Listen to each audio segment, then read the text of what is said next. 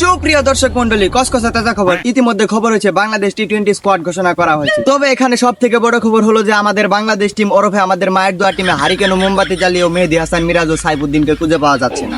তবে এখানে এক আজব কাহিনী, রড ছাড়া বিল্ডিং, তামিম ছাড়া ওপেনিং, রডের বদলে বাস, স্কোয়াডের নাম ঠনঠন কুমার দাস। আবার লুকে বলে হাসে করে প্যাক প্যাক পাপনের চাই পদত্যাগ। স্যার আবহাওয়া তো অনেক গরম, গরমের দিনে আবহাওয়া গরম থাকবো না ঠান্ডা থাকবো? আরে স্যার এই আবহাওয়া সেই আবহাওয়া না, ও সময় টিভিতে দেখে এলাম সবাই আমি কত থেকে চাইতেছে। সময় টিভিতে কই আর ও সময় টিভিতে কই, এই প্রেসিডেন্টের বদাম ছাড়তেছে। 15 বছর ধরে এত বড় বড় মানুষ আমার হারাবার পাইলো না, এইবার তো আর আমি এমপি হয়েছি। আর ব্যাপার না, এটা তো শুধু ও সময় টিভি। আরে স্যার এবার অবস্থা অনেক গুরুতর, এটা নিয়ে সবাই সমালোচনা করতেছে। সমালোচনাই করুক আর সমালোচনাই করুক, এবার টি-20 তে কোন আনফিট প্লেয়ার খেলবার পাবো না। বাংলাদেশ আর শ্রীলঙ্কার ম্যাচে যখন আমি এক হাতে ব্যাট করছিল তো আমি কি আমি আনফিট ছিল না? আর ওই কথা বাতি দিলাম, মেহেদী হাসান, মিরাজ আর সাইফুদ্দিন আপনার কোন চলছে? এই তাড়াতাড়ি এটা বিসিবিতে কল লাগা, আমার বেশ এই কথা খবর চাকরি থাকবো না। আরে স্যার টি-20 তে কোনো আনফিট প্লেয়ারই খেলবো না। টি-20 তে খেলতে হইলে ফিট থাকুন না একমাত্র আমার মতো।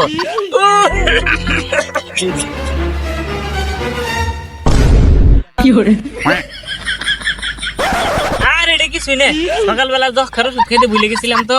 আইঙ্গে স্যার পুরাই ফিট, টি-20 খেলবার চাইলে আইঙ্গে স্যারের মতোই ফিট প্লেয়ার লাগে। তোদের একটা জিনিস দেখাই, আইফোন 60 প্রো ম্যাক্স ইন্ডিয়াতে পাঠাইছে ওকে জিতেনের জন্য। আর যদি জিতে দিবার পাই তাহলে BMW। আরে স্যার আপনি এটা কি করলেন? আপনি দুর্নীতির কথা যদি কারোরে কয়ে দেন? আমার পুরোপুরি বিশ্বাস আছে, ওই কারণে কব না। হ্যালো পাবন স্যার লগে ইম্পর্টেন্ট কথা কইতেছিলাম। শুনলাম ইন্ডিয়ার কাছে না ম্যাচ জিতাবার জন্য 16 প্রো ম্যাক্স নিছে, আবার ম্যাচ জিতাতে পারলে নাকি BMW নিব। হয়ে গেছে বিশ্বাস না রে খালি। তা কে আসিল রে? আরে ওটা আমার খালাতো ভাই। তাইলে কোনো সমস্যা নাই। তা তোর খালাতো ভাই করে কি? বেশি কিছু করে না, সময় টিভি সাংবাদিক। বিরাট যে তোর আইফোন দিছে, এই খবর পুরো বিশ্বে ছড়াই গেছে গা, তাই ফোনটা নেবার বাড়াইছে। এই ছোট্ট একটা ভুলের জন্য বিরাট কোহলি আমার সাথে এরকম করলো। আমি সারা জীবন ইন্ডিয়ার জন্য খেলাইছি, এখন আমি বাংলাদেশের জন্য খেলাম। এই টিম নিয়ে তো জীবনে জিততে পারলাম না, নতুন দল গঠন করে রাখবো। শান্তরে ফোন দে। স্যার শান্ত তো নতুন ক্যাপ্টেন হইছে, তাই খুশিতে বাবিরে নিয়ে ডুবাই গেছে গা। বুঝছি, এবার ক্যাপ্টেনের দায়িত্বটা আমার এনে লাগবে। সুপ্রিয় দর্শক মন্ডলী, শুরু হতে যাচ্ছে আজকের বাংলাদেশ ভার্সেস ইন্ডিয়া টি-20 ম্যাচ।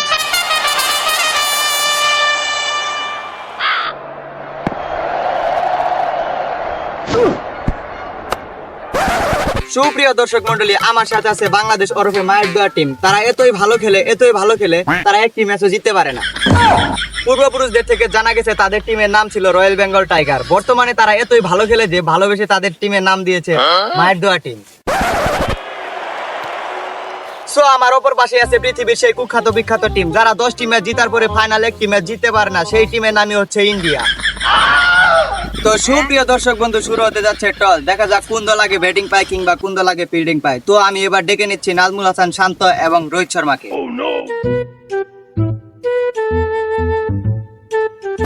তো সুপ্রিয় দর্শক বন্ধু, এবার শুরু হতে যাচ্ছে টস। টসের আগে আমি সবাইকে জানিয়ে দিতে চাই, প্রত্যেকবার টি-20 ম্যাচ থেকে পয়সা চুরি হয়, এবার যেন পয়সা কেউ না নেয়। তো এবার টস শুরু হতে যাচ্ছে।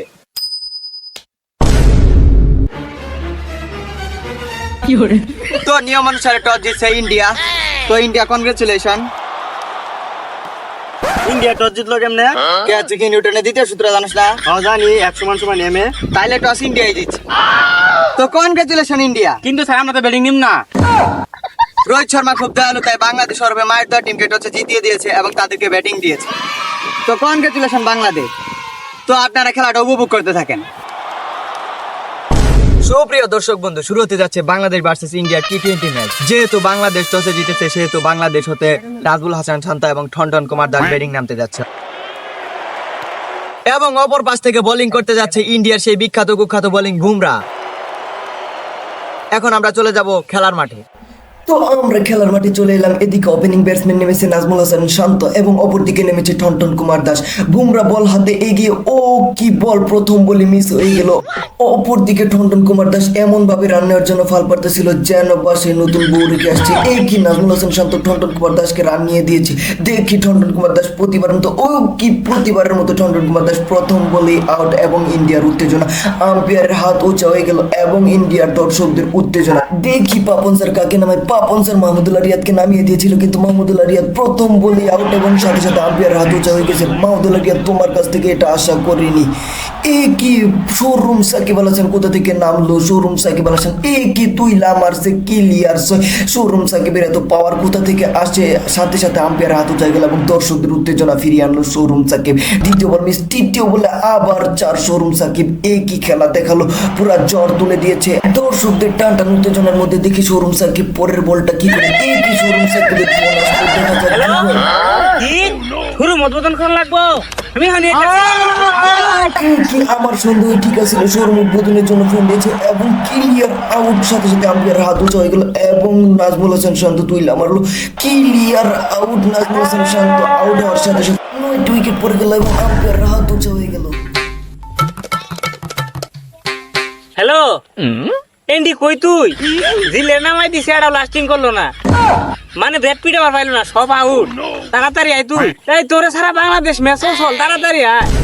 আরে পাপন স্যার এটা কাকে নিয়ে এলো দেখা যাচ্ছে। এ কি এমডি রাসেল কোথা থেকে এলো? এমডি রাসেল সাইকেল দিয়ে চলে এসেছে এবং বাংলাদেশ ইনিংস খেলতে দেখা যাচ্ছে। এমডি রাসেল কি করে একের পরে তুইলা মারতেছে, 400 মেরেই যাচ্ছে। দর্শকদের উত্তেজনা যেন থামছেই না। আবার তুইলা মারলো, আবার 4। দর্শকদের উত্তেজনার মধ্যে দেখা যাচ্ছে পরের বল কি করে আবার 6 মেরে দিল। আবার তুইলা মারলো, মনে হচ্ছে যে আউট যাবে। এ কি খেল ধরে ফেললো দেখা যাচ্ছে। আম্পায়ার হাত কি হয় এখন?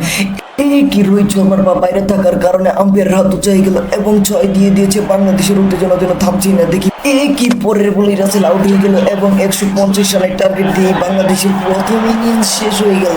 তো ইতিমধ্যে রাসেলকে দিয়েই শেষ হলো বাংলাদেশের প্রথম ইনিংস। বাংলাদেশ মোট রান করেছে 150 রান। ইন্ডিয়া কি পারবে বাংলাদেশকে হারাতে? ইন্ডিয়া কি পারবে বাংলাদেশের সাথে এই 150 রানে জিততে? ইতিমধ্যে নেমে পড়েছে আমাদের সেই বিখ্যাত কুখ্যাত ইন্ডিয়ার খেলোয়াড় রোহিত শর্মা এবং শুভমান গিল। আমরা আবারও চলে এলাম খেলার মাঠে। এদিকে বাংলাদেশ হতে বল করতেছে তাসকিন আহমেদ এবং ব্যাটিং নেমেছে রোহিত শর্মা এবং শুভমান গিল। তাসকিন একের পর এক বল করেই যাচ্ছে। এদিকে রোহিত শর্মা কোপাই দিয়েছে। দর্শকদের উত্তেজনা যেন থামছে না। এদিকে আবার মেরে দিল 4। আবারও তুইলা মারলো, মনে হয় 6 হবে, কিন্তু না, বাংলাদেশের খেলোয়াড়টা এমন করছে কেন? আর পিছন থেকে কি একটা অদ্ভুত জিনিস বের করলো। আরে এটা দিয়ে বল ধরলো আর সাথে সাথে আম্পায়ার হাত উঁচা হয়ে গেল এবং আউট হয়ে গেল। বাংলাদেশের উত্তেজনা যেন থামছে না। এদিকে বুমরা একের পরে কোপাই দিয়েছে এবং দর্শকদের উত্তেজনা যেন থামছে না। সে চারদিকে মেরে মেরে দর্শকদের উত্তেজনা বাড়িয়ে চলেছে। আবার তুইলা মারলো, এ কি পরের বলে বলটা উঠে এবং তার মন খারাপ হওয়ার সাথে সাথে সে মাঠ থেকে চলে গেল। আবারও আম্পায়ার হাত উঠে গেল এবং বাংলাদেশের দর্শকদের উত্তেজনা বেড়ে গেল। এদিকে ইন্ডিয়ার গেল কোপাই দিয়েছে, কিন্তু এ কি বাংলাদেশের খেলোয়াড় আবার যেন কি অঘটন ঘটাতে যাচ্ছে। রাসেলকে কাঁধে নিয়ে কি করার চেষ্টা করছে দেখি। এ কি দুর্দান্ত একটি ক্যাচের মাধ্যমে বাংলাদেশ একটি উইকেট নিল। এ কি বেঙ্গালুরুর খেলোয়াড় ইন্ডিয়াতে কি করছে? যাই হোক দেখা যাক সে কি করে। ও সে তো দেখি চারদিকে ছড়িয়ে ছিটিয়ে একবারে কোপাই দিয়েছে। আবারও একটি দুর্দান্ত সিঙ্গেল, আবারও ট্যাগ। দেখা যাক পরের বল কি করে। পরের বল হয়ে গেল আম্পায়ার হাত ওঠার সাথে সাথে নো বল। 2 বলে 10 রান দরকার। পরের বল 4 মেরে দিল এবং তারপরের বল দুর্দান্ত একটি 6-এর মাধ্যমে ইন্ডিয়া জিতে গেল এবং তাদের উত্তেজনা বেড়েই চলেছে। এদিকে বাংলাদেশ প্রতিবারের মতো মাথা হেড করে তাদের সামনে চলে গেল।